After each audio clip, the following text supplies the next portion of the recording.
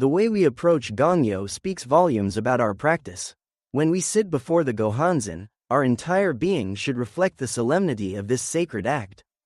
Mr. Toda once shared wisdom that continues to guide practitioners today. Doing Gongyo in front of Gohanzen is no different than doing it in the presence of Nichiren Daishonin himself. Therefore, your posture should be upright. During Gongyo you should not yawn, much less doze off.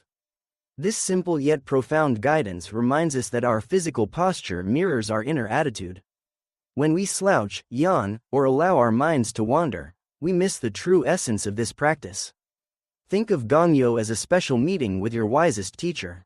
You wouldn't check your phone, slouch in your chair, or daydream during such an important conversation.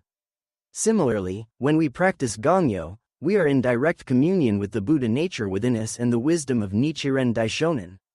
Our body position, voice, and mental focus all work together to create the proper space for this sacred exchange. Nichiren Daishonin wrote in one of his letters, "When you chant Myoho and recite Renge, you must summon up deep faith that Myoho Renge Kyo is your life itself." This teaches us that Gongyo isn't just something we do, it represents the essence of who we are. With each recitation, we align ourselves with the rhythm of the universe and tap into our highest potential. This understanding transforms Gongyo from a mere ritual into a profound act of self-discovery and connection. Many people wonder why posture matters so much in this practice. The answer lies in the connection between body and mind. When we sit tall with our spine straight, we allow energy to flow freely through our body. This physical alignment helps create mental clarity. As the Buddha once taught, just as a candle cannot burn without fire, men cannot live without a spiritual life. Our posture during Gongyo is like positioning the candle properly so it can burn with a steady, bright flame rather than flickering weakly in the wind. The voice we use during Gongyo also carries great significance. Mr. Toda advised that we should do Gongyo in a rich sonorous voice, and conduct it with a genuine and pure mind. When we chant half-heartedly or mumble through the words, we diminish the power of our practice. The sound vibrations we create actually affect our inner state. The Lotus Sutra speaks of the voice carrying the Buddha way. Our voice becomes a vehicle for transformation, both for ourselves and for those around us. Remember that during Gongyo, we momentarily dwell in the state of Buddhahood. This precious time lifts us from the struggles of daily life and allows us to touch our highest potential. As the passage explains, only during Gongyo can we experience life of Buddhahood. Consequently, from this state of Buddhahood we plunge into the complex and harsh realities of the 9 worlds and then come back to the Gohanzen and chant Daimoku. This rhythm creates a powerful foundation for living with wisdom even during life's challenges. Imagine you have a beautiful garden that provides fresh vegetables for your family. Each morning and evening, you must tend to this garden for it to thrive. Gongyo serves a similar purpose in our lives. Through regular, sincere practice, we cultivate the garden of our Buddha nature. Neglect this practice, and like an untended garden, our lives become overgrown with the weeds of delusion and suffering. Nichiren taught, if one lights a fire for others, one will brighten one's own way. The dedicated practice of Gongyo not only illuminates our path but also creates light for those around us.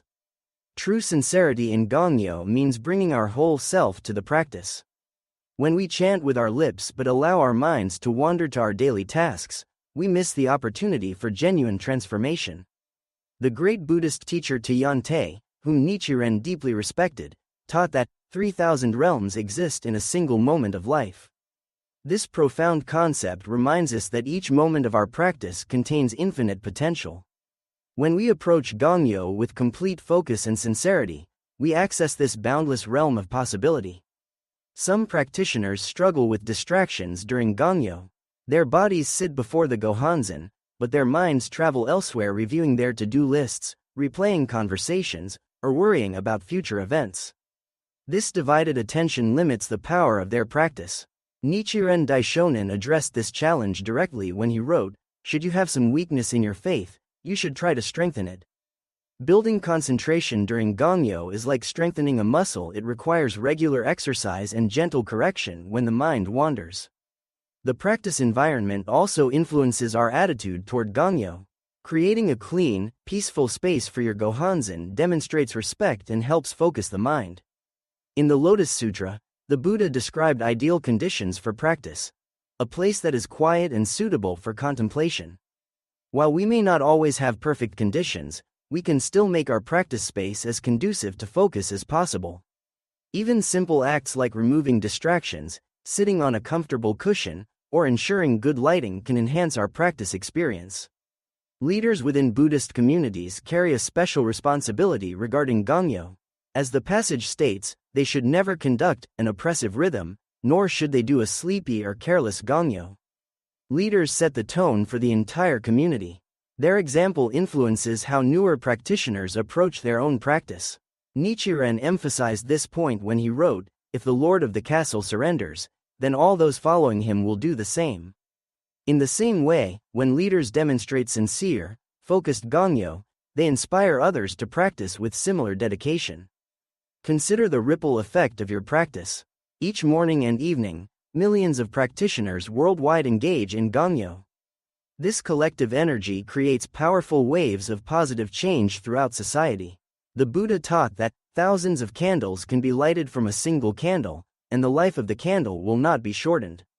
Your sincere practice not only transforms your life but also contributes to this global movement toward peace and wisdom. Preparation before Gongyo plays a key role in establishing the right attitude. Taking a few moments to settle your mind and body helps create the proper foundation for practice. You might take several deep breaths, review your determination for the day, or simply sit in silence before beginning. This transition time helps separate Gongyo from other daily activities and reminds us of its sacred nature. As Tiante advised, first quiet the mind, then begin the practice. Many practitioners find that their attitude toward Gongyo evolves over time. What begins as a disciplined routine gradually transforms into a cherished part of daily life. This deepening relationship with practice reflects spiritual growth. Nichiren observed this pattern when he wrote, "As practice progresses and faith increases, the Buddha wisdom will naturally manifest itself." Patient, consistent practice yields profound results that may not be immediately apparent but gradually reshape our entire lives. The rhythm of life described in the passage, moving from Buddhahood during Gongyo back into the challenges of daily life, creates a powerful foundation for living. Each practice session serves as a reminder of our highest potential, even when facing difficulties. This rhythm resembles the ebb and flow of ocean tides, a natural, necessary movement that sustains life.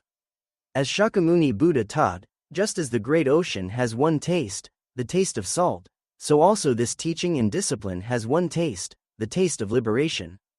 Gongyo provides this taste of liberation twice daily, refreshing our determination and wisdom. Physical challenges sometimes affect our Gongyo practice. Illness, fatigue, or pain might make it difficult to maintain perfect posture or chant with full voice. During such times, the sincerity of our heart matters most. Nichiren reassured his followers, "The heart is the most important factor." While we strive for proper form, we should never let physical limitations discourage us from practice. Adapt as needed while maintaining the greatest dignity possible given your circumstances. Some people worry about making mistakes during Gongyo. Perhaps they mispronounce words or lose their place in the recitation. These concerns reflect conscientiousness but shouldn't become obstacles to sincere practice. Nichiren Daishonin taught that the Buddha judges only one's heart. Perfect performance matters less than genuine effort and sincerity. As your practice deepens, technical aspects naturally improve through familiarity and repetition. The tradition of Gongyo connects us across time and space to countless practitioners who have followed this same discipline. When we chant with proper attitude, we join a lineage stretching back to Nichiren Daishonin himself. This connection provides strength and inspiration. As the Lotus Sutra states, those who have heard this law, not one will fail to attain Buddhahood. Each sincere practice session brings us closer to fulfilling this promise and honors those who preserved these teachings for future generations. Maintaining consistent Gongyo requires discipline, especially during busy or challenging periods in life. This commitment reflects the seriousness with which we approach our Buddhist practice. Nichiren emphasized this point when he wrote, employ the strategy of the Lotus Sutra before any other. Making Gongyo a non-negotiable priority demonstrates our understanding of its fundamental importance to our lives. Just as we wouldn't consider skipping meals or sleep, regular Gongyo nourishes our spiritual well-being. The benefits of approaching Gongyo with proper attitude extend far beyond the time spent in practice. This focused discipline trains the mind for greater awareness and presence throughout daily activities. Just as an athlete's training improves their performance in competition, sincere Gongyo enhances our ability to navigate life's challenges with wisdom and compassion. The Buddha taught that, the mind is everything. What you think you become. Our approach to Gongyo shapes not just our practice but our entire way of being in the world. The passage reminds us that leaders should conduct Gongyo as the most solemn discipline in the course of your lives. This solemn approach doesn't mean gloomy or joyless, rather, it reflects the profound respect appropriate for something of great value.